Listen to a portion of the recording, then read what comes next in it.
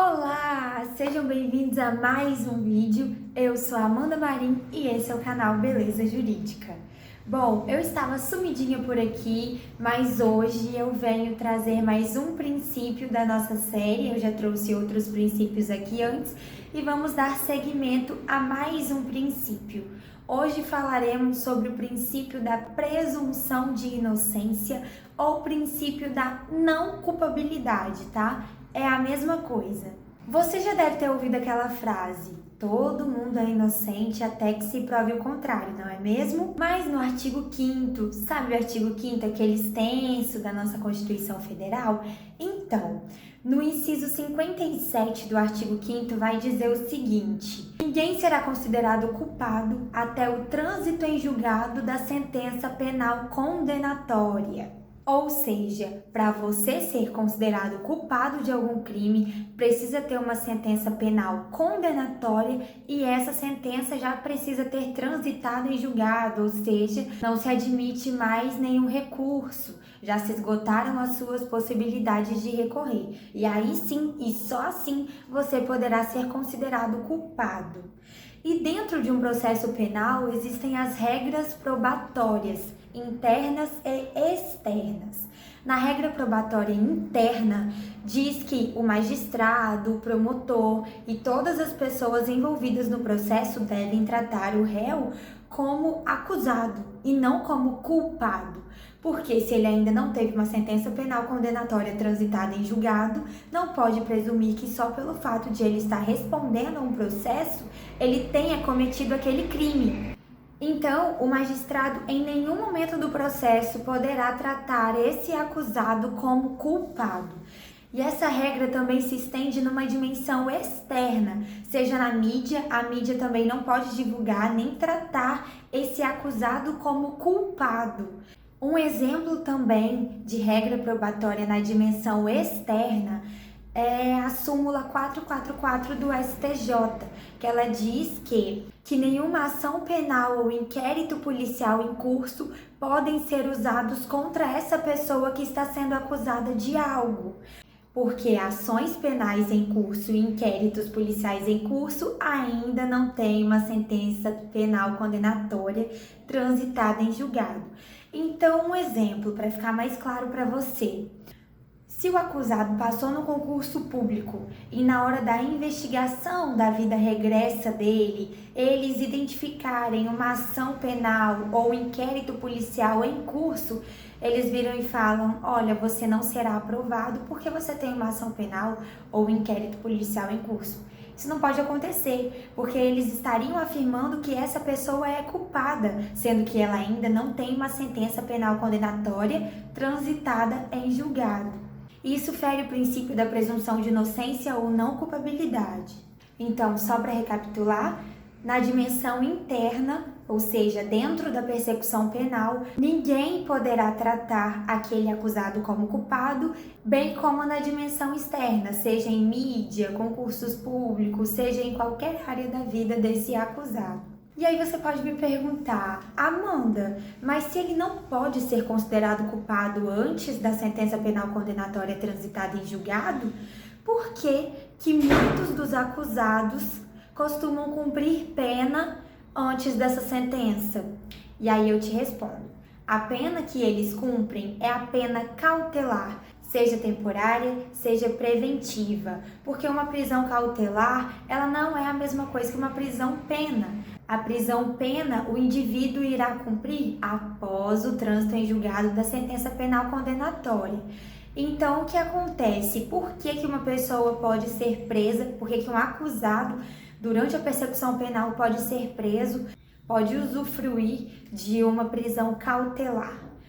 Quando ele está atrapalhando a investigação, quando ele pode sumir com as provas, quando ele está ameaçando testemunha, quando ele está ameaçando fugir da cidade, do estado, do país, quando ele de alguma forma está atrapalhando as investigações e o curso do processo. Fora isso, não há motivo para que essa prisão seja decretada. E uma prisão cautelar não vai ferir o princípio da presunção de inocência ou não culpabilidade.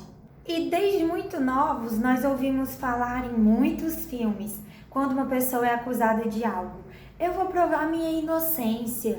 Mas será que é assim? Não é você que deve provar a sua inocência, a acusação que deve provar a sua culpabilidade.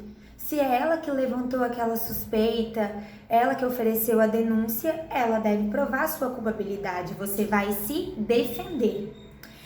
E vamos supor que você matou Maria. E aí você fala, não, é verdade, você foi acusado, foi oferecida uma denúncia do Ministério Público e você fala, é verdade, fui eu o responsável ou a responsável pela morte de Maria. Só que eu fiz isso em legítima defesa.